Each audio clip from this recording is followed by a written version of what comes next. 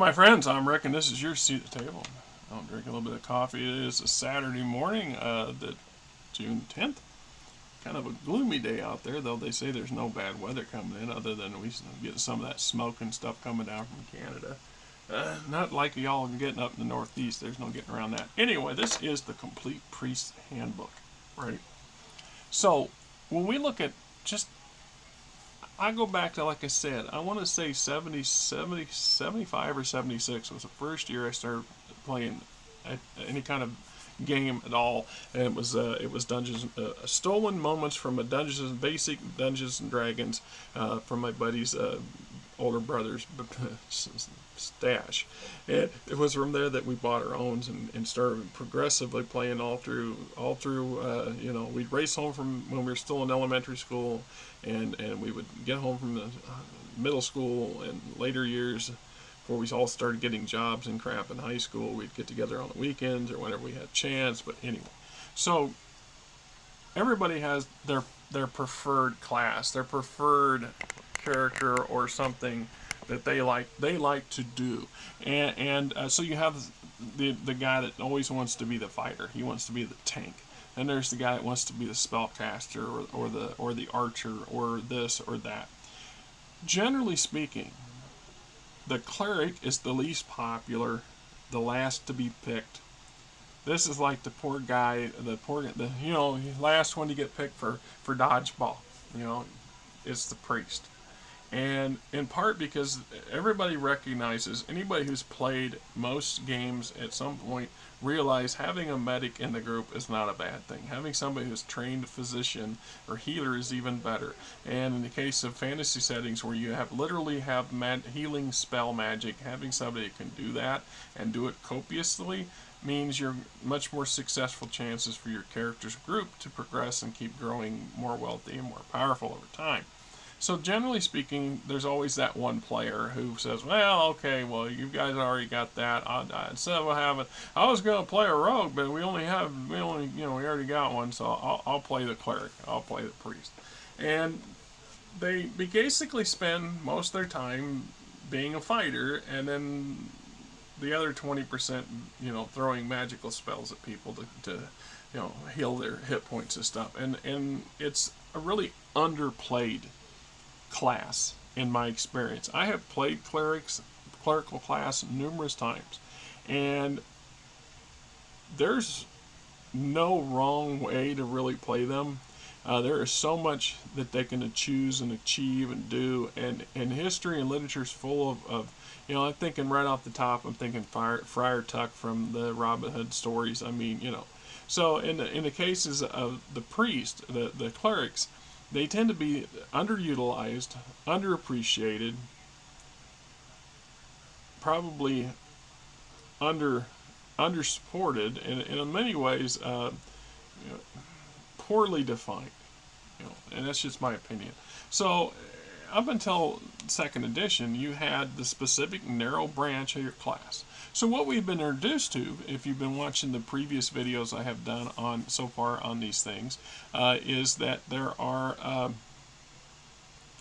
this attempt to expand the classes and to give you a broader range of tools to work with to better educate yourself as to how a class should be role played and the roles and that the class is trying to achieve, while allowing you to more fully customize and tweak these classes so it fits your character more, your player's character more than the character's class does. So I guess that it makes sense anyway. So this would have been, if you go by the number up here, this is actually the third book in the series that came out. I didn't think about it. I probably could have done it by order.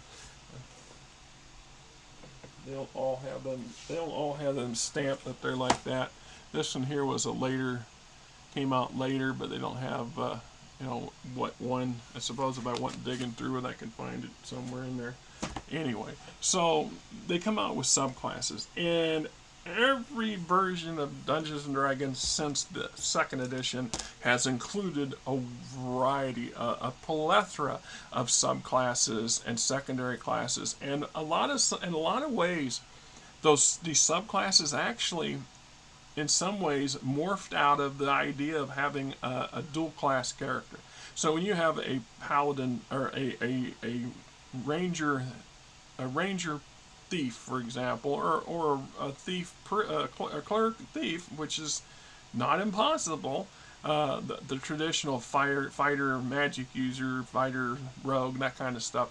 It was from combining the basic classes that they start looking at the options of having, you know, a broader classification of the class. And if we look through once again to literature, which is the bread and butter for just about any decent gamer out there, any game producer and writer out there has got to understand the basics of literature and have had some experience reading a fairly wider range of stuff. I guess it doesn't have to be for everybody, but the bulk of us did and still do.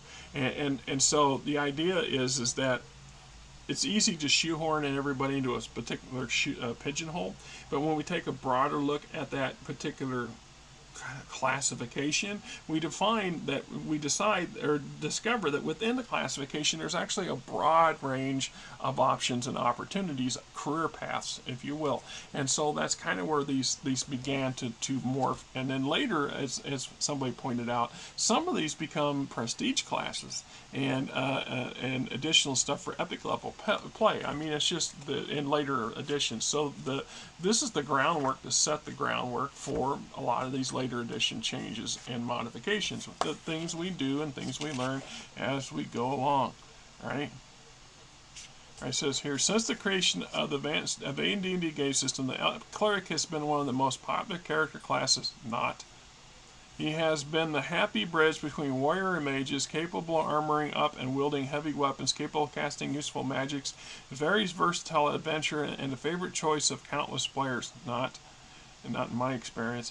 With the release of the AD&D second edition game, none of this has changed. The cleric is the same magic hurling, mace wielding hero that he always was.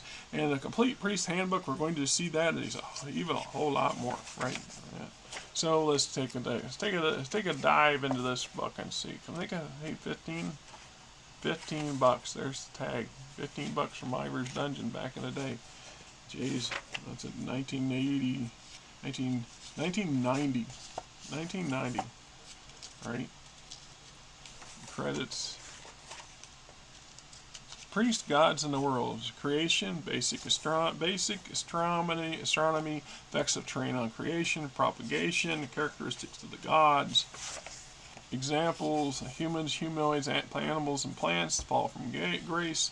The challenge, the future, the pentathlon, the events, the forces and philosophies, the mystic history creation sheet. So you can create an entire mythos for your game world, and it gives you the basic mechanics of how to do it.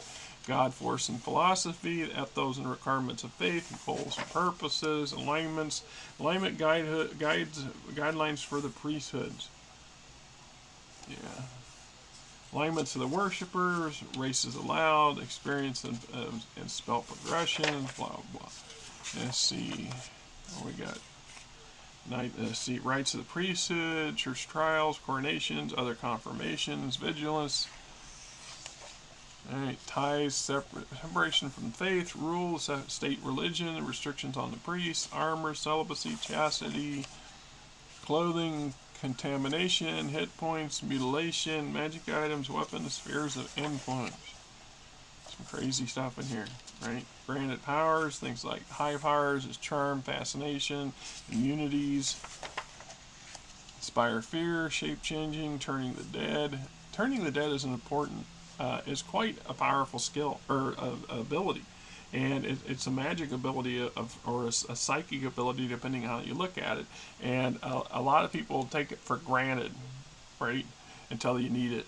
But it's just something. It's one of those interesting concepts that doesn't get exploited as often or it does. Every now and then, once in a blue moon, I will get somebody who wants to be a bloody well a necromancer, but has tendencies to lean more in the clerical direction, and it becomes interesting, to say the least.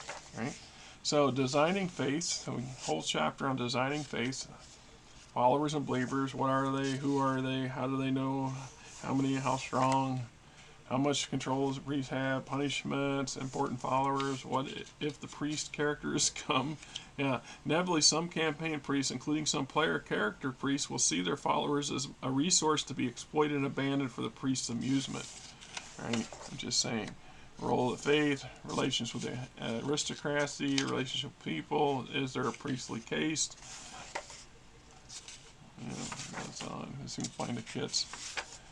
And we get faith design sheet. The first quarter of the book, setting up the mythic ethos for your game world, and dealing with the priesthoods and the faiths and various faiths in your game world. And so if you choose to have your own sandbox, here's the mechanics on how to help you set up stuff that would allow clerics to work and thrive in your sandbox, if you give a shit. I mean, if you don't, you don't. So we get into all kinds of funny things here. So we're talking the priesthood. So you have agriculture, ancestors, animals. Would that be druids? Right. Arts, birth and children, and community, competition, crafts. There's war in here somewhere too. Culture, darkness and night, dawn, death, disease, divinity of mankind. And we got druid, earth, elemental forces, everything, evil philosophy, fate, fertility, fire, all these different possible categories. So you could be a cleric, you could be a priest of the fire, or a priest of fortune and luck, or a priest of the good philosophy, or a priest of guardianship, or a priest of healing. You know, this just goes down. Justice and revenge, hunting, haunting, life and death, rebirth, life, lightning, you know, love, literature, and blah, blah. It just goes on and on. Sample priesthoods. There's about 10 pages of sample priesthoods in here. Lots of stuff. Lots of opportunities. Lots of opportunities. Lots of things to define and to further tune your character to make them unique to you and your campaign and to your group. I mean, just some ways to look at it. Sample priesthoods. Just keep, I think more than 10 pages. Jesus, that was probably another half of the book, right? So now we get to we're at page 95 when we finally get to the priest kits. Just saying, lots of world building, lots of the first world building right there. World building, 3/4 of the damn book. All right, so you can have an Amazon priestess, you know, the barbarian berserker priest, the fighting monk, not to be confused with the monk that's fighting, the nobleman priest. You know, in some aspects, if you're a fan of the older Asian kung fu kind of movies and stuff, there's monks and then there's warrior monks. So we have the monk handbook. I'm very sure I have it. I hope I have it. I got a ninja one, and of that class, you know, the people, they're very specific on how they work. And yet you can have religious orders that have warrior monks, fighting monks, monks in general that are not monks, as in the monk class, I guess is where I'm getting at. You know, it can get confusing if you let it. Outlaw priest, pacifist priest, peasant priest. Yeah, that's what you want, is a frickin' pacifist in the group. It doesn't usually end well for the pacifist. I'm sorry, but you know, that's just my experience. A pacifist does not survive long in a violent game. It is what it is. Recording kits on character sheets, abandoned kits, so they got the scholar priest. So you have a lot of options, but you gotta really have to. So you got the savage priest, the scholar priest, the prophet priest. So let's look at the peasant priest. Peasant priest is the ethnos of the noble priest above. He is a champion of the common man, prefers serving comrade as the any associated with nobles, taking a vow of poverty, believes he should sacrifice his worldly goods to the glory of his deity. Note that the peasant priest need not have been born a peasant. He could have been born a nobleman, later abandon that lifestyle and privileges of his class. There are no ability score requirements to blah, blah, blah. And it talks about in the role. In the campaign, the peasant priest devotes himself to the needs of the common man. He's a part of the venturing party. He won't be supporting any plans which will endanger or exploit the peasants or the serfs, or try to recommend plans. And then it wouldn't be uncharacteristic of a character that's playing this type of peasant priest to choose to spend some of their downtime when the group's in town buying supplies and unloading loot, spreading their loot around to various charities and temples, including temples of rival faiths, as long as they're within the alignment arc of their particular faith, if you're in D&D, right? So, abandoning kits, priest personalities, the crusaders, the earnest novice, the motivator, the hypocrite, the philosopher, the hypocrite. I have had so many players play priest or clerics that were so not their alignment. They would do things without hesitation because the character, the player, chose to be that kind of personality. So in many aspects, they become the hypocrite cleric in my eyes, because they are so not following. Once again, if you understand the nuances of Friar Tuck, for example, just how saucy he could be when he wanted to be and justify it in his mind. So we things like the politician, the philosopher, the publicizer, the sage counselor. We talk changing personality types, all sense and no brains, priest adventures, advisors of the faithful, defender of the faith, agent of the priesthood, defender of the faith. So we're looking at how to role play the priest character. And I've had players come in, even in later versions.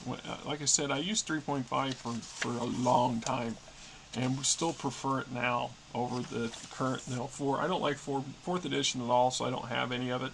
And although I did play it and run it for a couple of years, because a buddy of mine had the entire run of the main source books, they like 10 of them, so I got to understand how it worked.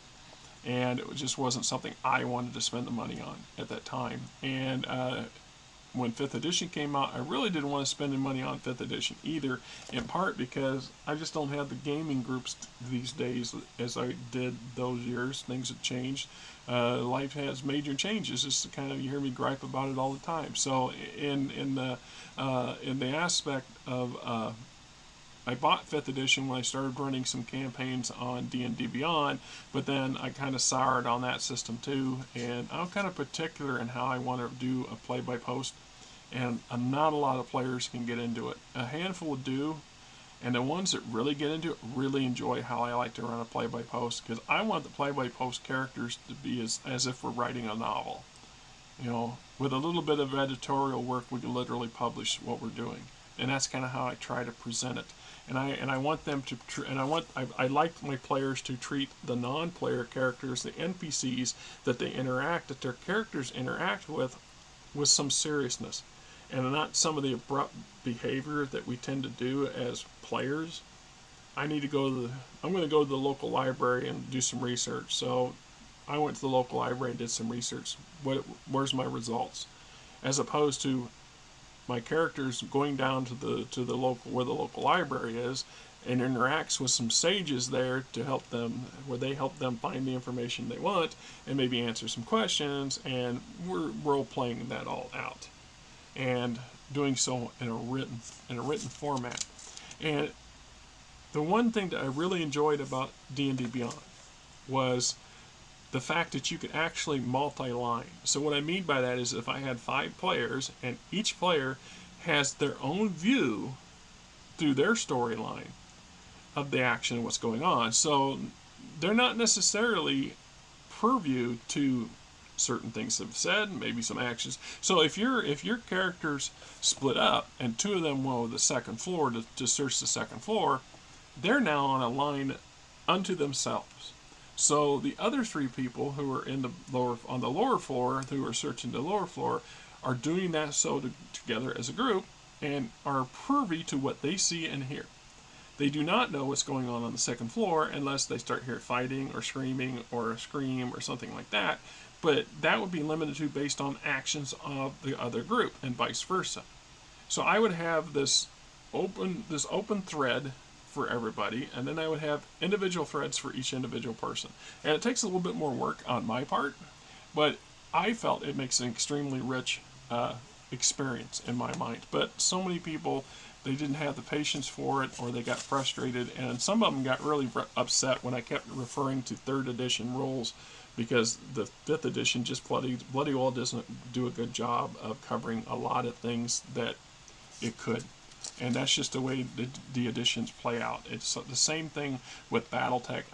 This big resurgence in BattleTech, I'm all for it.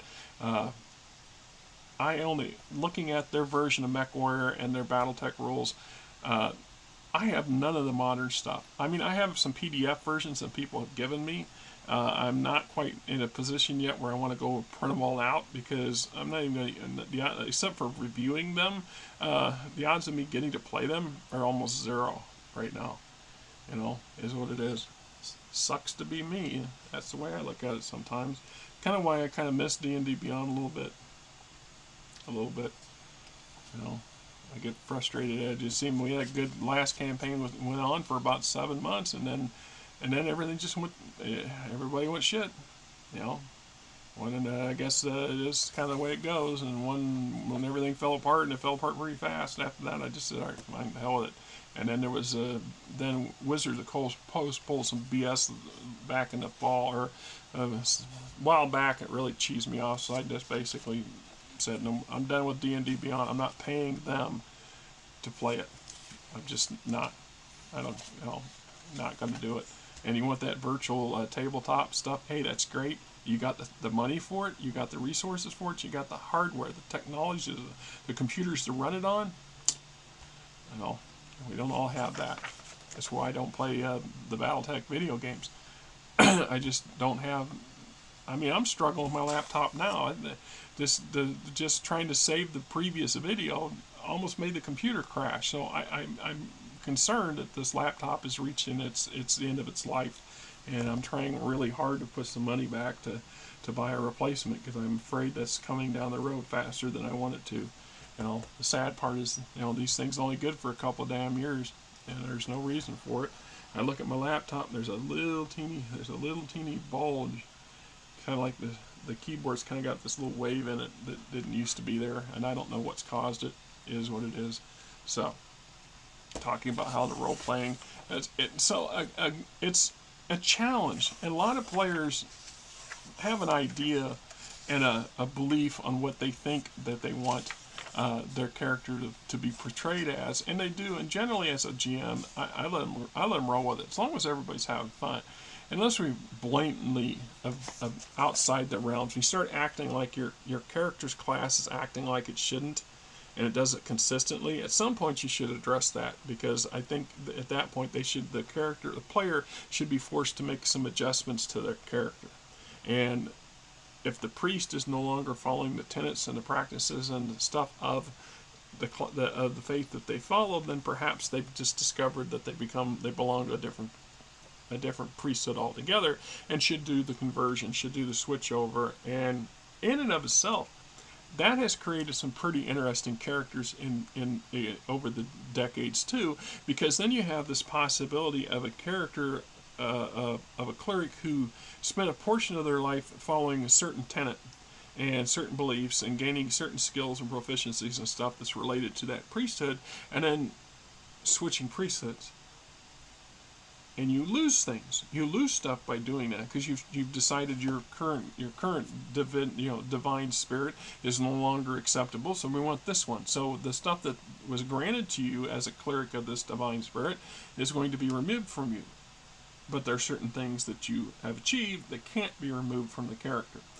So they then switch over to this new following this new deity with all this stuff and the tribulations and things that go with it. And it can be quite an interesting challenge from both the mechanical role-playing side of things and from the actual being in the role and working that issue out. and all the stuff that can come through.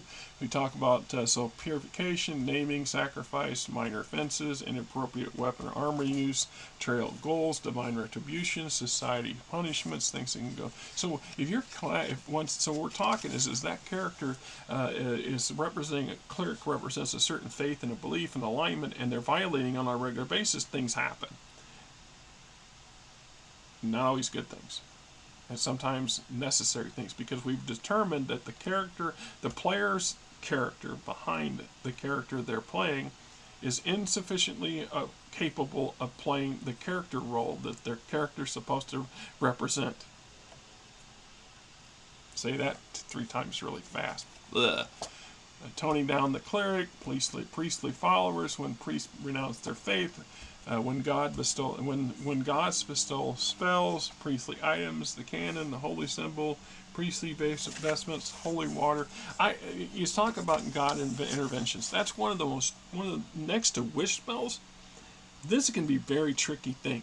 Very tricky thing. You want to be very careful not to be Monty Hall. You want that one cleric to be so powerful that their god basically brings craps thunder and shoots lightning on demand. On the other hand, the rarest situation where the party gets into and I've used this a couple times, and it's kind of a cheat. It's a dodge, and I've actually got a group of people pissed off at me because I did it, and I had to retract it, which then kind of it soured the whole damn campaign, because I didn't think that they would take it negatively, because usually it doesn't go. So the whole damn party is just about obliterated because of some minor little petty thing that went south, or just everybody's dice just seemed to turn on them at once. And the group was such a good group, and the players had been having such fun. I didn't want that to get spoiled by a technicality or something stupid. So I had the divine interference via the cleric's faith fix the problem. Take it as you will. Yeah. Right, so we got attacking without killing, unarmed combat, martial art results. This little piece here, this attacking without killing, has led to a much more wider range of sets of rules than what people take for granted. I don't know how many times I've had players come out, we won't get into a bar fight. Let's just as an example. We're in the tavern and a fight breaks out. Well, we don't want to kill anybody. That's not the whole point here. The whole point is to beat somebody unconscious. So exactly how do you do that? How do you not murder somebody in the middle of a bar fight when the whole idea is just to beat each other senseless, but not actually kill each other? And so attacking without killing, things like punching and wrestling and martial arts and understanding how they work, and whether you do or you don't, and if you're trained, etc., and advantages, all that stuff's fine. But just being able to walk up and cold cock somebody, he's got 120 hit points and a constitution of 12. I'm going to go up and hit him he's going to have a glass jaw. I'm going to knock his head off, and then he's going to pass out. And I didn't knock 120 hit points off of him, now did I? A fist fight will never deliver that kind of damage. It's the stun factor. I took advantage of a particular weakness of the particular individual and applied it knowledge that my character knew or suspected to effect, or something to that effect. Right? So having some set of rules, the beginning, this is where we get the beginning of the non-combat sets of rules, which are still very weak and underrepresented in Dungeons and Dragons, in my opinion. Although they may have had the source book some out that I never got, because I have a lot of crap. I've been doing videos for 6 years. I've been reviewing stuff on this YouTube channel for 6 years, and I still have not hit the bottom of my stack of stuff yet. So that just goes to show you how much stuff I have, and I still have more stuff, and I'm acquiring more stuff as often as I can when I can afford to do so. But I mean, I haven't even touched Shadowrun yet, and there's the rest of the D&D and all the Forgotten Realms books and stuff that I haven't touched on. I mean, geez, there's so many books out there I don't own. So every now and then, when I get the opportunity, and we go to, like I said, there's a couple of game stores in town, and one of them is a small chain. It's called JCD and Hobby, and they buy used books. So every now and then somebody will sell their old game books that they don't want, and so books that I don't own will crop up and pop up in their lower box bin at a discount sometimes, and they're really reasonable. So if I can find them and I know I don't own it, I'll snatch it up. And I've bought Shadowrun material, I've bought Dungeons and Dragons material. They do a lot of Pathfinder. Apparently, Pathfinder sees a lot of returns. I just haven't noticed. Some of this stuff never shows up. Some things you'll never see in there. It just not going to happen. So anyway, there's your priest's handbook. And probably, once again, I don't want to say it's despised. It's one of the least favorite classes of most players and not the first choice. This is usually the second or third choice. If I can't be a frickin' rogue, I want to be a fighter. If I can't be a fighter or a rogue, we don't have a cleric, I guess I'll be the cleric. Kind of thing, you know. It's just, is what it is. It's still an awesome class, and it's a cornerstone of every adventuring party since Guy Gax come up with the concept when they sat down and said, hey, let's do this instead of a word game. So, you always had your fighter, your magician, you need your cleric, your fighter, your magician, and your rogue. You know, you're gonna have your fighter, your thief, your cleric, and your wizard. And that's, if you have that 4 combo, then you're good to go, because you can tackle just about all the major issues and most of the minor issues that come up. It's not until you start seeing specialization. It's where we have, once again, we have players who play a character class in such a way that it doesn't really fit what the class claims to be. So if you have a character that acts like, a paladin, and he's far more enthusiastic and devout and headstrong and fighter driven, then, you should be a paladin. But at the end of the day, originally the paladin was a subclass of the cleric, of the priest. The paladin was kind of put in early on as a class unto itself, in part because the standard knight, the knight in shining armor, King Arthur's Knights of the Round Table, those kind of mythology, and the fighter don't fit together. I mean, they're not in the same category, and some more so than others. I'm thinking of a couple scenes from the HBO series Game of Thrones, where is it Bronn? Bronn is a fighter. He is a straight street knuckle fighter that has no problem sticking you with a knife just to prove a point. And then he was up there with defending Tyrion in the area, and he's surrounded by these would-be knights and all these knightly types, and these knightly cavalier types and household knights and the Knights of the Vale, etc., etc. And he didn't fight fair, because a fighter is a fighter, and his whole point is to kill you. He's not going to live by your ethos or be a shining symbol of something, or to put on airs and pretend that he's got, I don't know, unrequited loves or anything like that. He's going to off you, because that's his job, and he's going to do it very well. And he's not going to play around with it, because that's not what he does. All this pageant and show. Yeah, right. Yeah. While you're out there strutting around, he's figuring a way to put a spear through your back, and preferably in such a manner that you don't get turned on, get a whack at it. Just saying. Anyway, I'm Rick, and you're not. Until next time.